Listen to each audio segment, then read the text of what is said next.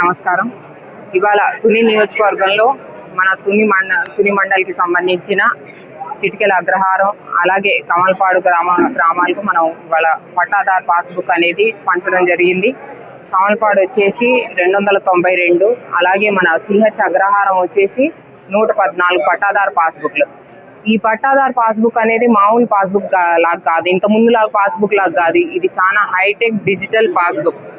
ఇది ఒకవేళ మీరు ప్రజలందరికీ నేను చెప్తున్నా, ఇది ఒకవేళ మీరు పోయినా సరే దీని డిజిటల్ కాపీ ఆల్రెడీ మీ ఫోన్లో కూడా డౌన్లోడ్ చేసుకోవచ్చు. ఈ స్కానర్ ఏదైతే ఉందో ఈ స్కాన్ ద్వారా మీరు డౌన్లోడ్ చేసుకొని మీ దగ్గర, అలాగే రెండోసారి మీరు డూప్లికేట్ కాపీకి కూడా ఎలిజిబిలిటీ మీరందరూ కూడా.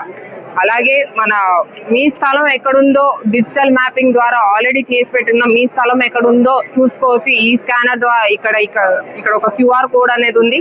ఇది మీ ఫోన్ ద్వారా మీరు స్కాన్ చేసుకుంటే మీ స్థలం ఎక్కడుందో కూడా మీకు చూపెడుతుంది.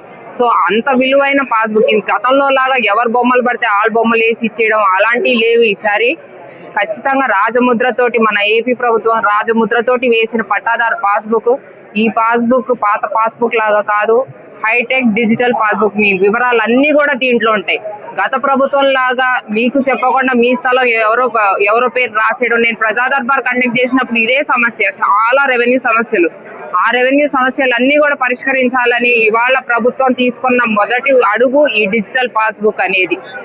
ఈ డిజిటల్ పాస్బుక్ ద్వారా మీకు తెలియకుండా మీ స్థలాన్ని ఎవరు ఎటువంటి ట్యాంపరింగ్ కూడా చేసే అవకాశం లేదు. ప్రతిదీ ఇది కనుక స్కాన్ చేసుకొని పెట్టుకుంటే మీ ఫోన్లో ప్రతిదీ ఎక్కడ ఏం జరిగినా మీ స్థలం గురించి మీ ఫోన్కి డైరెక్ట్గా ఒక నోటిఫికేషన్ అనేది వస్తుంది. మీకు తెలియకుండా మీ భూమి ఎక్కడా పోదు.